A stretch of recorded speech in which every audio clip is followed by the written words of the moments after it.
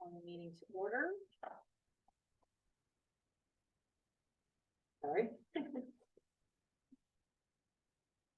Recording and or broadcast of this meeting is being made at the direction of the board, which may capture images and sounds of those attending the meeting.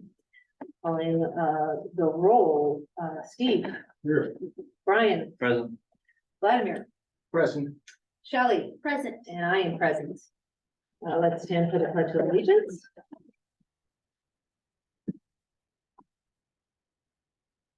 I pledge allegiance to the flag of the United States of America and to the republic for which it stands, one nation, under God, indivisible, with liberty and justice for all.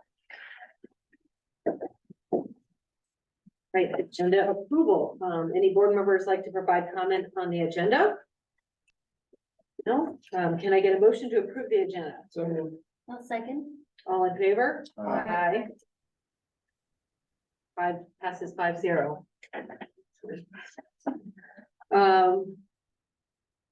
Closed session report. The board approved an agreement to settle OAH case number 20230600354 with a vote of 4-0.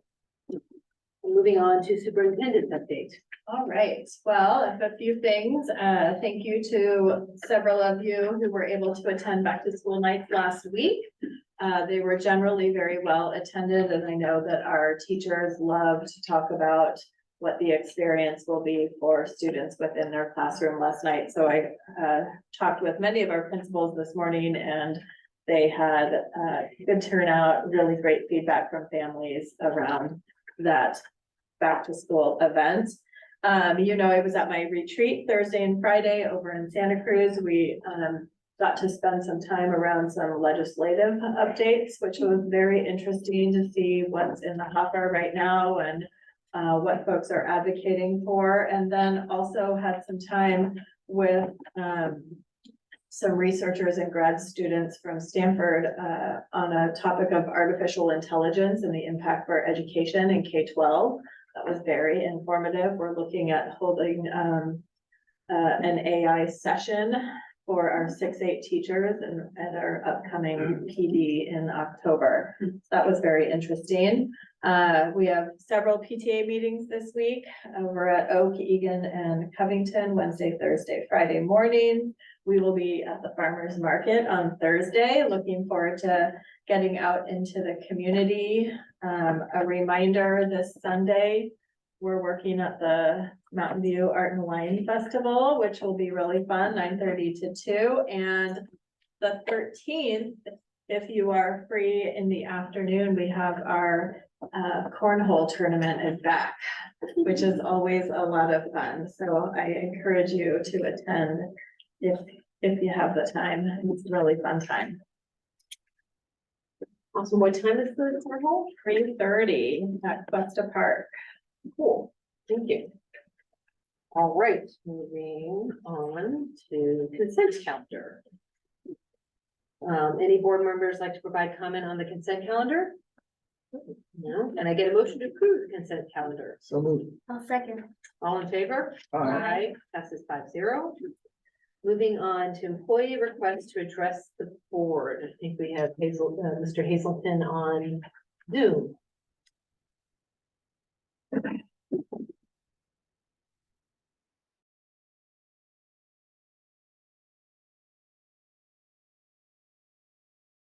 And we'll move right along. And I assume is Elena?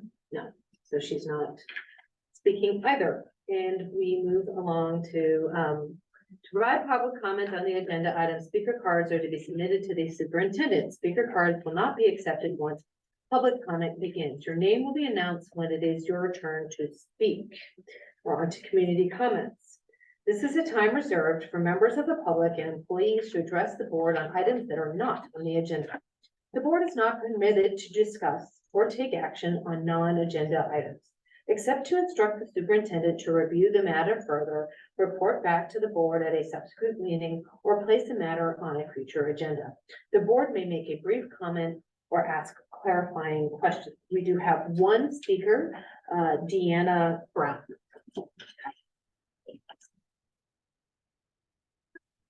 with me. Mhm. Thank you for the time and opportunity to speak tonight. I am once again coming before the board because my family continues to suffer. I have sought support privately with the special education department, the superintendent and the board, and so now I'm seeking your support publicly. Dr. King Jr. had a dream that little Black boys and Black girls would be able to join hands with little white boys and white girls as sisters and brothers. And I cannot tell you how much pride I felt this weekend watching my 6-year-old join hand in hand with our neighbor, a little Black boy and a little white boy playing together. They shared his play structure, they shared his toys, and they shared in a game of tag. But I'm not here to speak about what they're able to share. I'm here to speak about what the school district is not allowing them to share: a school bus to get to their school. For those in the community that are not aware, my son was locked out of his placement in kindergarten at Almond for nearly 2 months last year. When he was returned, he was bullied so heavily by the community that I agreed to allow the district to change his enrollment from Almond to Loyola with transportation after he was diagnosed with post-traumatic stress disorder. I was terrified last May when the district suddenly and unilaterally decided that my son should return to his home school.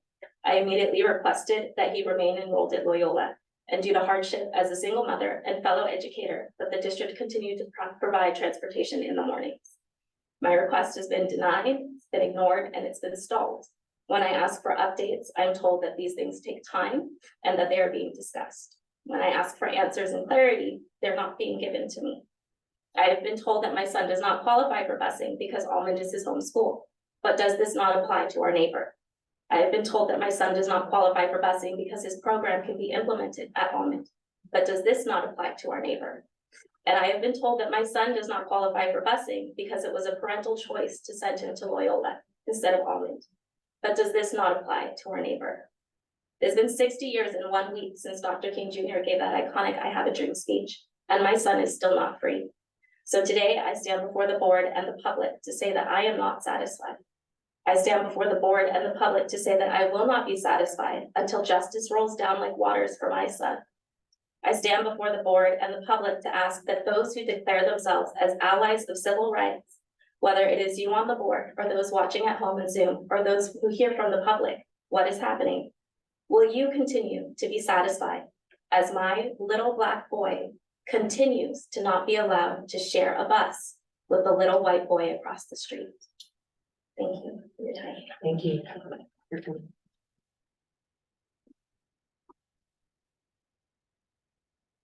Moving on to action discussion item 2022-23 unaudited actual.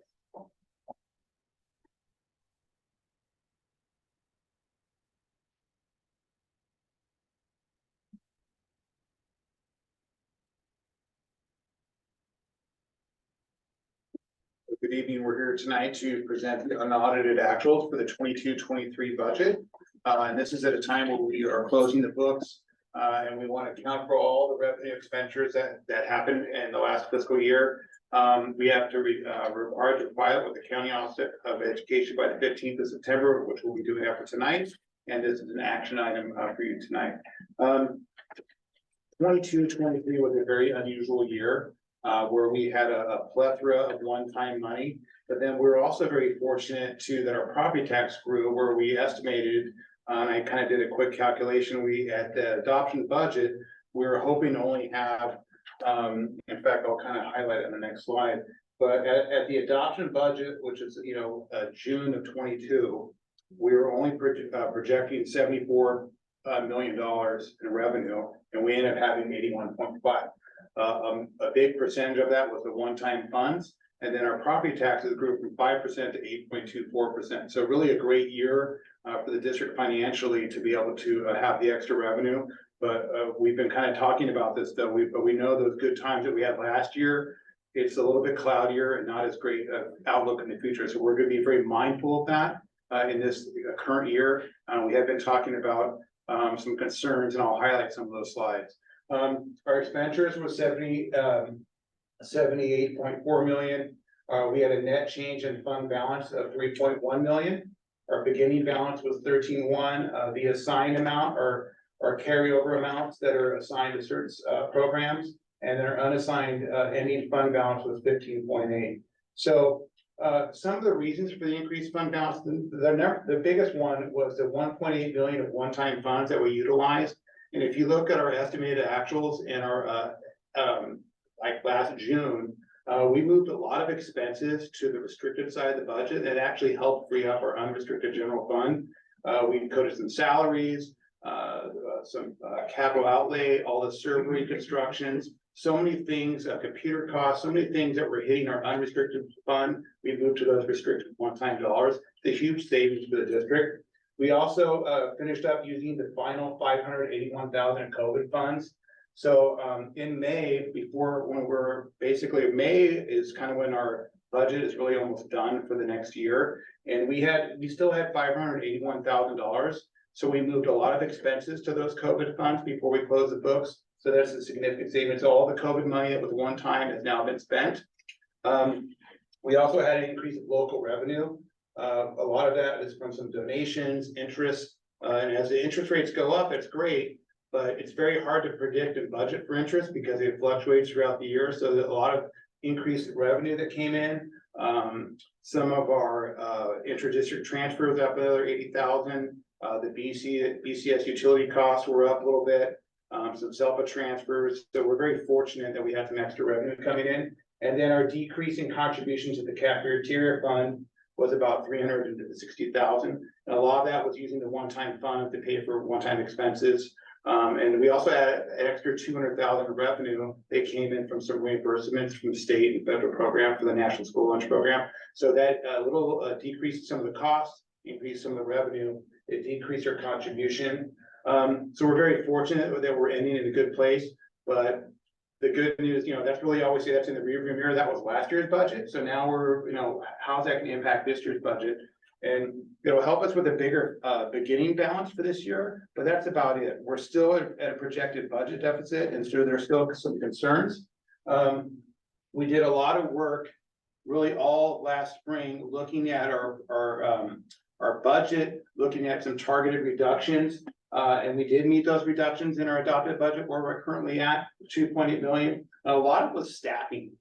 We did so much we've been talking about the word right-size staffing, the funds that were COVID funds, all the one-time funds, those have been exhausted. And so we have to really be looking at our operational efficiencies, which is what we're really looking at for this year. But we do need to address the budget deficit. How can we attract and retain teachers, remain competitive, but then also be fiscally sound in the out years? And so these are big goals for us, and we're going to be monitoring our budget, really every day we're looking at it. But I want to make sure that as last year's budget was really good news for us, and we finished in a better place. This year, there's still some challenges ahead of us. Some future concerns that I try to highlight is the Federal Reserve is still battling inflation. They just raised interest rates not too long ago, and we're hoping that they don't over tighten. And if they over tighten the interest rates, it could trigger a recession. And that is problematic for us. We're a basic aid school district. Housing turnover and property taxes is our biggest source of revenue. And so we are seeing a slowdown in housing turnover, and the houses are remaining stable in price, but a lot of that's basically because of supply and demand. There's not a lot of inventory in the market. And so homes are still holding their value despite the high interest rates, but we're not getting the turnover. And the turnover is critical for us to get more assessed value, gives us more, really more bang for the buck. As a home gets sold, it was assessed 20 years ago at $1 million and it gets resold at $4 million. They're now paying that difference. So that's a big concern for us. We mentioned this earlier, but the increase of transfer of the property tax, the COLA does not help the district, but it actually gives more of our transfer of property tax revenue to BCS, and we budgeted almost $1 million extra this year to transfer out. There's an increased number of senior exemptions for this year. As we close our books at the end of the fiscal year, we also have to send a form to the county assessor's office. And we found more people were coming in June filing for senior exemptions. And we think a lot of that is because of the economy, that they were maybe able to afford to give the school some extra money, but maybe they're on fixed incomes. And if there's also less people moving out of the area, they're staying in their homes longer. And so we found a pretty large increase in senior exemptions. We'll be updating our budget, and we'll be showing a slight decline in revenue of the parcel tax because more seniors are applying for those exemptions. The parcel tax does expire in June of 25, and that's really not that far away from us. The other thing that is a future concern, and we've been highlighting this, it really is a theme, is the state, federal government, they're not fully funding TK, universal meals, or special education. They're all underfunded, and all that comes out of our general fund. And so we have to be mindful of these things as we're moving forward. Most of the one-time funds have been exhausted. And then the big concern that we've been really watching is our fixed costs are increasing. Many employees are getting notices from CalPERS, who helps us manage our healthcare plans. And the rates are going up. Kaiser rates are going up almost 12% starting January 1. So that's a concern that will affect the employer contribution and the employee contribution as well. Healthcare premiums, the PERS rates are increasing. The insurance rates are going up. So we got a notice that it was going to go up another 40,000. Workers' compensation rates go up based on our payroll. And then utilities, we're seeing a little bit bigger increase in utilities despite having solar and doing all the good things we're trying to do to manage our utility costs.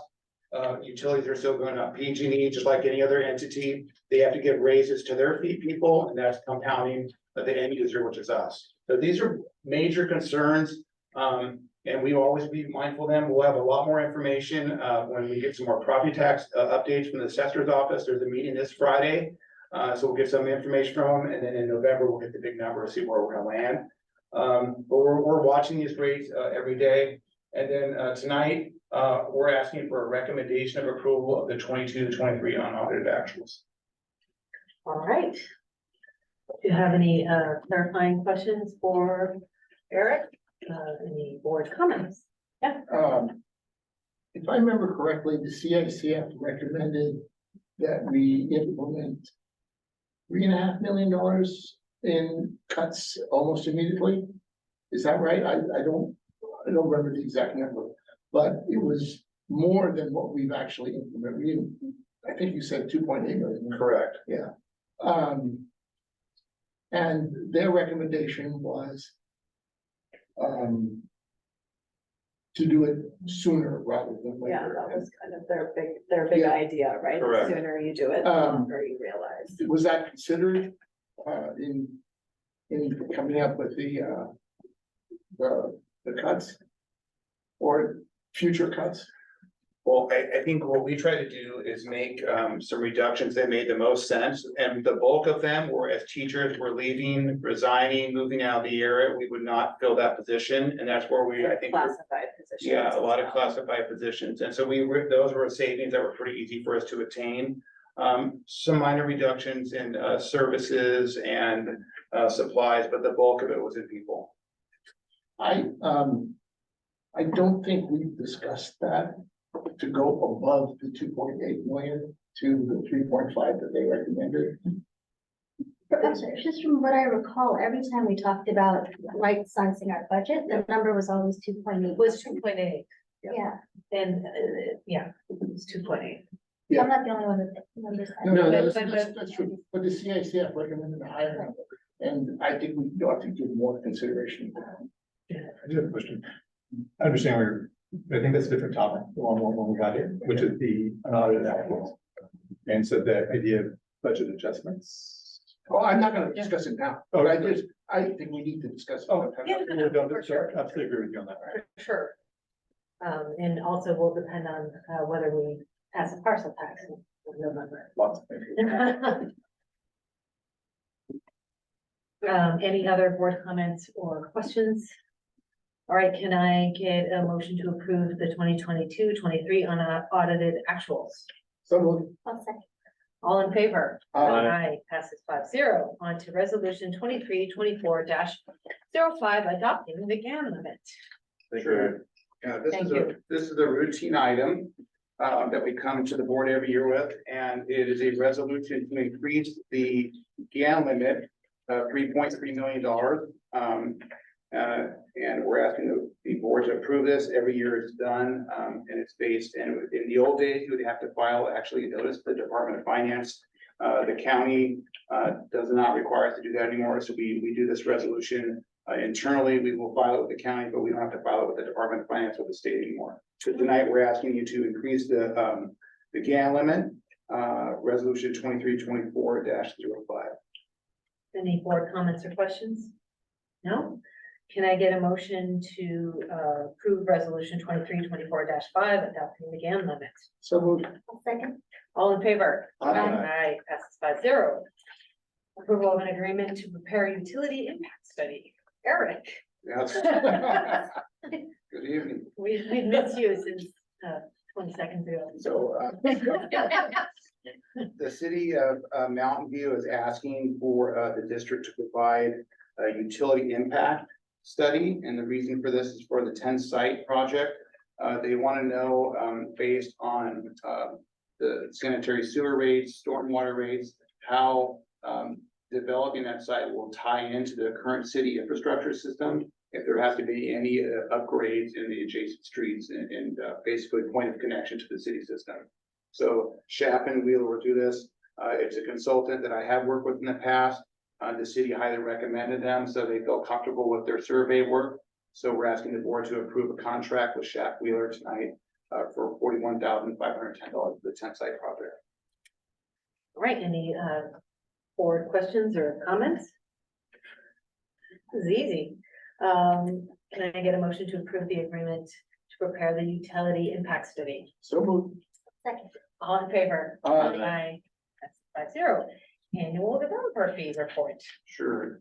This is also an annual item that we share with the board every year. And it's oftentimes, some school districts will share just an annual report, but we combine an annual and a 5-year at the same time. Tonight, we're sharing that report combined. The main expense are portable classrooms that were needed at the time to meet our enrollment growth. But if you do look at our developer fees, at the end of this year, it will be exhausted at the end of the 23-24 budget year. And so I did not list it on our PowerPoint slides. However, it is a concern that the revenue, if you look at the revenue and the beginning balance, it is declining over the years. So Fund 25 will be, I would say, needing more revenue. And a lot of the revenue is from developers. They pay developer impact fees when they do building permits on residential construction and commercial. But as you know, with interest rates being high, we're seeing a lot less commercial and residential construction and remodeling. So the amount of revenue that the district is getting on those impact fees has declined over the last several years. And you can see the number of fees went from 1 million in 18-19 down to 446 and 2.4. And then this last year, we finished at 640,000, which is a little bit better than what we thought. But our property taxes were also better than I thought, and the economy is a little bit better. So we are anticipating about 500,000 in revenue this year. And we have a little bit of a beginning balance. So if we are short in this fund, we'll have to transfer funds from our general fund to make up the difference. And we would probably just generally expense to the general fund for any portables. So this is an action item. And we're asking you to approve, to review and approve the annual 5-year developer fee report for Fund 25. All right. Any board comments or questions? Do we have to pay ourselves developer fees when we develop the 10 site? I'm hoping we're exempt. Good question. can we take That's the action? same if question. it's I would It's either assume so. exempt or it's zero. Yeah, It's not- yeah. not zero. It would be, do we have to pay MBLA that, right? It's because it's, I know when you do it, you walk in a check to the district, both districts, or you Yeah. can send them in. Yeah, I there are, walked in like, checks. public agencies, certain churches, there are certain groups that are actually exempt from paying developer fees, and we would be one of those. Awesome. And So Oh, I I don't know, so we have it listed as discussion. oh, And in the past, it's been discussion. Does it need to be approved? It does not need to be approved, Okay. but I think we might have put it under action, but it's mostly just discussion only. yeah, it's discussion Okay. on the. Yeah. Thank you. That's correct. I'm ready to vote for. Going on, this one's a voting one. This is a resolution. A resolution, so. Eric again? No, No, this is for me. I will let you know, we did have an additional item that was going to be more of a student focused around social and emotional learning. It will be coming to you next time, but Mr. Drummond was ill last week and was unable to prep for that meeting. So he's back and in action, so you will see him at our next board meeting, but it's very unusual for us not to have a student focused yeah, item, but that's the reason why. Just wanted to let you know. So our last item is the resolution 2324-06, single subject teaching credential. Every year you receive a list of teachers who are teaching outside of their credential. If you review the list, it's a handful of our junior high school teachers who are teaching an elective where they might not be credentialed in, but it does, we do check that they have coursework that qualifies them to teach their elective course. So tonight we're asking you to approve this resolution. Do any of the board have questions or comments? Right, can I get a motion to approve resolution 2324-06, single subject teacher teaching credential? So moved. Second. All in favor? Aye. Passes 5-0. On to board and administration comments, Dr. Bosco.